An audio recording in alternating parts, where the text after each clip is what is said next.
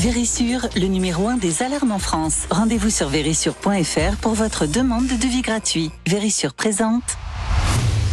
Sud Radio, parlons vrai chez Bourdin, 9h-10h, Jean-Jacques Bourdin. L'attention portée aux parents, aux grands-parents par les enfants. L'Assemblée nationale a examiné le texte sur le bien vieillir, qui a pour objectif, il a été adopté, d'adapter la société au vieillissement de la population.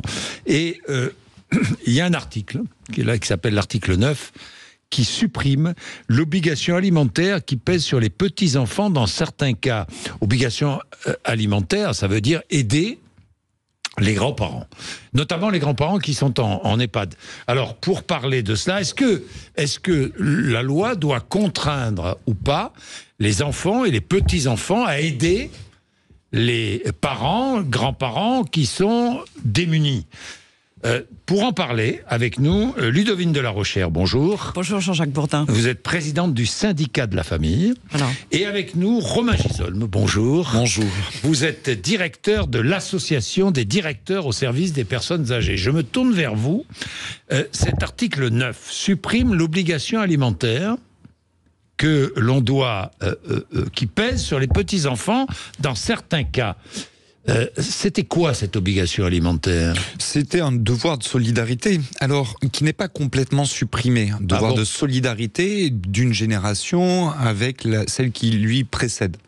Et donc effectivement l'obligation pour des enfants de subvenir à certains besoins, le cas échéant, dans certaines mesures aussi, parce que les enfants contribuent aussi à la hauteur de ce qu'ils peuvent faire pour permettre à leurs parents, par exemple, de payer un séjour en maison de retraite. Est-ce qu'aujourd'hui, la loi oblige les enfants... Absolument. La loi oblige les enfants à payer une partie, par exemple, de la maison de retraite de... Absolument. C'est un très ancien mécanisme qui avait été établi sous le code napoléonien, au titre des solidarités familiales.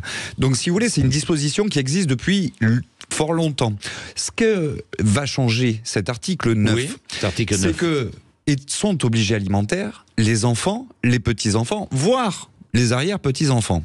Le texte prévoit de supprimer l'obligation alimentaire pour les petits-enfants et autres descendants. Mais donc l'obligation alimentaire des enfants reste en l'état. Mais alors, les petits-enfants n'auront plus cette obligation. Alors, qu'est-ce que vous en pensez, Ludovine de la Rochère ? Pour être très précise, l'article en question dit « S'agissant de l'aide sociale à l'hébergement aux personnes âgées mentionnées à l'article 10 du présent code, les petits-enfants et leurs descendants sont dispensés de fournir cette aide à leurs grands-parents. » Donc ça concerne spécifiquement les petits-enfants, et en effet éventuellement des arrière-petits-enfants. Et cette formulation, sont dispensés de fournir cette aide. Vous voyez, pour moi, les grands-parents, d'une manière générale, donnent énormément, mais vraiment beaucoup, à leurs petits-enfants. Et parfois, pendant 10, 20, 30 ans, avec toutes les vacances scolaires où ils le reçoivent, avec des coups de main financiers, avec le coup de pouce pour le permis de conduire. C'est une aide considérable. Vous ne comprenez pas qu'on la supprime ? Alors, qu'on supprime cette obligation. Que cette réciprocité, que cette solidarité soit supprimée, je trouve ça d'une injustice pour ces grands-parents qui ont tant donné et qui ont souvent donné beaucoup d'amour, le jour où eux, à leur tour, sont vulnérables, sont dépendants, qu'on dise qu'on dispense les petits-enfants. Vous voyez, dans l'esprit, je sais que c'est pas toujours facile, on est d'accord, mais dans l'esprit, je trouve qu'en termes de solidarité intergénérationnelle, de solidarité familiale, c'est un signal extrêmement négatif. C'est pas toujours facile, Ludovine de la Rochère, parce qu'il y a des petits-enfants qui sont très proches de leurs grands-parents. Il y a aussi, dans les familles décomposées, comme c'est le cas aujourd'hui, il y a beaucoup de petits-enfants qui n'ont pratiquement jamais rencontré leurs grands-parents. Alors là, on parle... alors vous avez raison, il y a bien sûr, la famille, elle est pleine d'humanité, elle est faite d'humanité, et parfois elle connaît des difficultés. Mais vraiment, dans l'immense majorité des cas, il faut penser, et donc dans l'immense majorité des cas dont on parle là, ce sont des grands-parents qui ont vraiment beaucoup fait pour leurs petits-enfants, et d'autant plus qu'on parle là de générations où l'âge de la retraite était relativement bas, alors qu'il est en train d'augmenter. Donc ils ont beaucoup donné. Et voyez, en termes de signal à l'encontre de la solidarité, à l'encontre de cette réciprocité entre les générations. Vous ne comprenez pas qu'on ait voté cet article? Je trouve cela terrible. Alors, bien sûr que concrètement, ça n'est pas forcément facile pour les petits-enfants. Mais d'abord, rappelons que ce sont généralement les parents qui aident les grands-parents en question. Oui. Ensuite, il faut mettre ça, il faut prendre un peu de recul au regard de la natalité. Quand il y a un certain nombre de petits-enfants, n'oublions pas que ça se répartit. Oui. Alors, avec la baisse actuelle de la natalité, potentiellement petit à petit, ça concerne moins de petits-enfants pour cette aide en question, donc elle est plus lourde par petits-enfants, c'est vrai. Mais justement, ça devrait aller avec une politique familiale et un encouragement à la natalité. Or, depuis 2015, on sait, et déjà avant, qu'on a fait exactement tout le contraire. Et nous tous autour de la table, nous ferons partie de cette proportion très importante des personnes de plus de 85 ans, après 2050. Et évidemment, il y a un problème qui se pose majeur. Mais par ailleurs, dire l'État s'en occupe. Vous êtes dispensé, l'État s'en occupe. Mais l'État ne peut pas tout. Et l'État est un espèce de monstre froid, d'une certaine manière, qui ne fait jamais aussi bien que la famille. Et on le voit très bien. Plus on dit l'État va faire, moins nous faisons, nous, avec nos proches. Et en fait, ça ne peut pas être aussi humain et aussi fort. Voilà. Romain Gisolme, les petits-enfants viennent en aide bien souvent aux grands-parents qui sont en EHPAD? Non, d'abord, ça représente assez peu de situations, parce que la première des situations, c'est déjà que les personnes âgées elles-mêmes paient leur séjour sur la part de revenus qu'elles ont. Oui. Deux, c'est essentiellement les enfants qui vont compléter le cas échéant. Compléter, bien sûr. Donc ça représente assez peu de situations, mais clairement ça repose quand même la question du modèle, effectivement, que nous proposons pour l'aide aux personnes âgées. Parce qu'aujourd'hui, 60% du coût d'un séjour en maison de retraite est assumé par les personnes âgées et leurs familles. Quand, par exemple, vous allez à l'hôpital, ça vous coûte même pas 1% du séjour hospitalier, et quand vous avez besoin d'une place en crèche, ça ne vous coûte que 20% de ce que coûte réellement le fonctionnement de la crèche. Donc en fait, cette question, elle repose aussi la question du modèle de société. Est-ce que nous sommes sur une solidarité familiale comme ça a été pendant très longtemps, ou est-ce qu'on passe à un système de solidarité nationale comme c'est attendu par nombre d'organisations à la fois professionnelles, de familles, de personnes âgées elles-mêmes? C'est bien toute la question de la grande loi de l'autonomie. Doit remplacer la solidarité familiale. C'est le fond de la question. En partie, effectivement. Et par ailleurs, il faut toujours considérer que les familles, que ce soit les conjoints, les enfants, ce sont aussi les premiers à pallier tous les manques de l'État en matière d'aide aux personnes âgées depuis des années. Il y a nombre de familles qui s'épuisent au quotidien auprès de leurs parents âgés à domicile, auprès de leurs parents en établissement, parce qu'effectivement, l'État ne met pas suffisamment de professionnels à disposition de leurs parents pour les accompagner au quotidien. Je rappelle juste une étude quand même qu'il faut avoir en tête. Selon certaines études, 1/3 des aidants qui accompagnent une personne qui a une pathologie de type Alzheimer décèdent d'épuisement avant la personne en question. Donc ça permet quand même de toucher du doigt l'épuisement, et donc combien les familles sont quand même très présentes auprès de leurs parents, notamment du fait des carences des politiques publiques. Je vais vous donner la parole, Ludovine de la Rochère, mais il faut que je fasse une petite pub de 3 minutes. Il est 9h45, 10h moins le quart, on se retrouve, à tout de suite. Vérissure, le numéro 1 des alarmes en France. Rendez-vous sur vérissure.fr pour votre demande de devis gratuit. Vérissure présente. Sud Radio, parlons vrai chez Bourdin, 9h-10h, Jean-Jacques Bourdin. Évidemment, la question que nous posons autour de l'aide apportée par les petits-enfants aux grands-parents déborde sur les relations entre les enfants, les parents, les grands-parents, sur la solidarité familiale, sur la solidarité nationale, le rôle joué par l'État, en sachant qu'en 2030, un Français sur 3 aura plus de 60 ans. Donc, il va bien falloir, un jour ou l'autre, que l'on s'empare de ce sujet et que l'on mette sur le tapis une vraie loi. on est bien d'accord, du troisième âge, quoi. Comment on pourrait appeler ça? Alors, la Première ministre vient de s'exprimer pour annoncer une loi grand âge. On verra, une loi grand âge, si on veut. C'est de bon augure. C'est de bon augure si l'État arrive enfin à tenir sa promesse.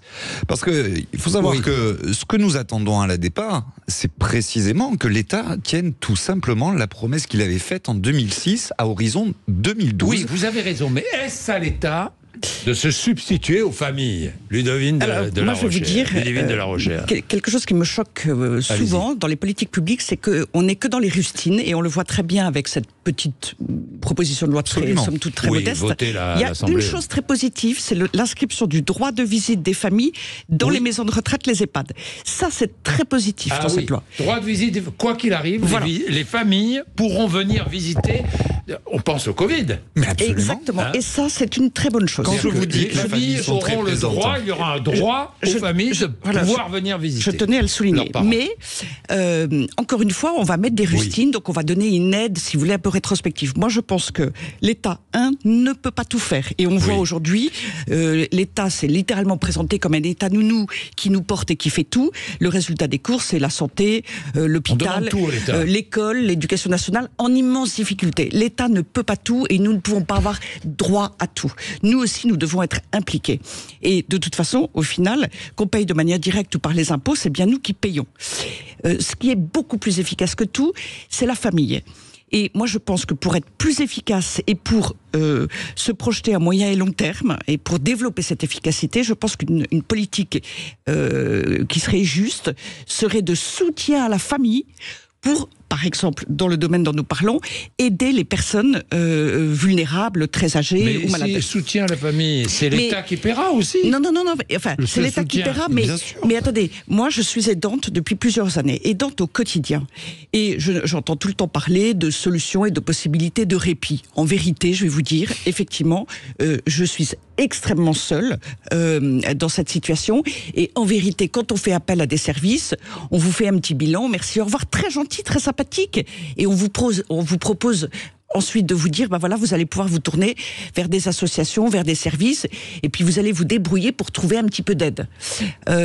Donc, il y a bien quelque chose qui existe, et ça a plutôt été une bonne surprise pour moi, mais dans les faits, c'est bien à vous de vous débrouiller, et par exemple, pour pouvoir avoir un peu de répit, rien que cela, qui est quand même, et vous l'évoquiez à l'instant à propos des personnes atteintes de maladies comme la maladie d'Alzheimer, des proches, des aidants, rien que cela, ça peut permettre aux familles de le vivre plus sereinement, d'en voir les côtés affectifs, touchants, qui peuvent être merveilleux, et d'alléger ce qui correspond tout à fait à ce terme de charge mentale.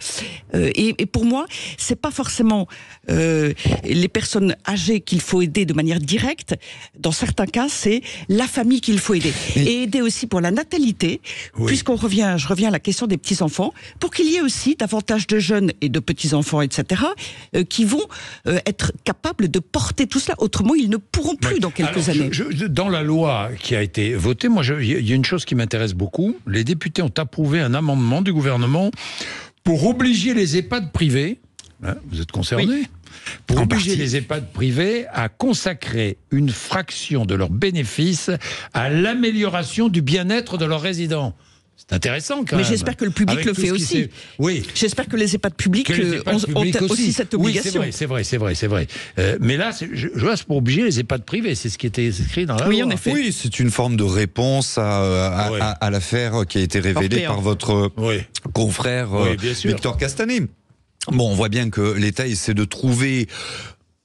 c'est logique. Des sortes de réponses pour montrer qu'il fait quelque chose après ça. Mais non, mais c'est pour obliger, c'est pas une réponse pour montrer. C'est pour obliger les EHPAD. Non, un peu Jean-Jacques Bourdin. Parce que les EHPAD font tous les efforts possibles. Non, mais attendez, il y a deux choses. Consacrent tous leurs bénéfices au bien-être des personnes résidentes. D'abord, l'État n'était pas complètement inconscient de la situation. Je veux dire, depuis cette affaire, des contrôles ont été lancés dans toutes les structures personnes âgées de France. Toutes les structures personnes âgées de France, pas que les commerciales, aussi les 80% de public d'associatifs. Oui. Comme si quand il y avait une fraude dans un secteur d'activité, on contrôlait toutes les structures de cette activité soupçonnées de fraude.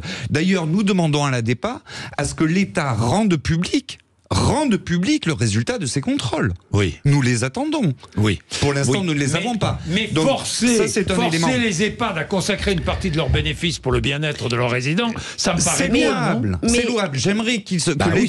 J'aimerais que l'État français en fasse autant à son égard. Je vous le redis, en 2006, ce même État avait promis que serait mise à disposition des établissements, des services à domicile et donc des personnes âgées et donc en soutien des familles, 8 professionnels pour 10 personnes à accompagner. Oui, je me souviens. Nous étions à 6 pour 10, nous sommes toujours à 6 pour 10, nous sommes à horizon 2012, nous sommes à plus de 10 ans de cela.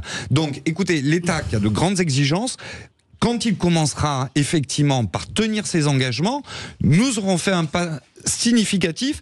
Et ça répondra aux souffrances exprimées à la fois par les professionnels, les personnes âgées elles-mêmes et les familles. Alors, j'espère que vous ne mettez pas comme condition que l'État ait rempli ses obligations pour que tous les établissements, de toute façon, par nature, parce que c'est leur finalité, fassent tout pour que les personnes âgées, vulnérables qu'ils accueillent soient le mieux accueillis les services possible. À domicile, aujourd'hui, font tout, s'y épuisent. Je rappelle que les professionnels... Juste pour terminer, je rappelle que le seul secteur d'activité en France qui continue de voir augmenter ses arrêts maladie, ses accidents du travail, c'est celui de l'aide aux personnes âgées. Ça baisse partout ailleurs, dans tout secteur d'activité en France. Le seul qui voit continuer d'augmenter ces taux-là, c'est celui de l'aide aux personnes âgées. Ce qui veut dire qu'aujourd'hui, ce sont les salariés qui, du prix de leur santé, paient les manquements de l'État. Et si vous permettez que je prenne la parole, il faut saluer ce travail tout à fait extraordinaire de ceux qui s'occupent des personnes âgées, qui ne sont pas leurs propres parents et grands-parents, qui s'occupent d'eux. Ils en ont parfois un nombre incroyable, et moi qui suis aidante, je ne sais pas comment ils font. Il faut vraiment le saluer. Et il est vrai qu'il y a un grand travail à faire. C'est toujours la même chose. Pour que la personne âgée soit aidée, il faut que et les familles et les professionnels soient eux-mêmes aidés, puisque c'est eux qui agissent. Oui. L'autre chose, c'est que cette loi est quand même dite du bien vieillir, et vous voyez, quand elle dit que désormais les petits-enfants sont dispensés de fournir cette aide, eh bien je trouve que c'est absolument contradictoire, c'est de l'individualisme, et malheureusement la société crève d'individualisme parfois, dans certains domaines, hélas. Merci à tous les deux. Juste après les infos, Sud Radio Média, Valérie Expert, Gilles Gansman reçoivent Karine Le Marchand et Pascal Obispo. Sud Radio, parlons vrai chez Bourdin, 9h-10h, Jean-Jacques Bourdin. Avec Vérissure, le numéro 1 des alarmes en France. Rendez-vous sur vérissure.fr pour votre demande de devis gratuit.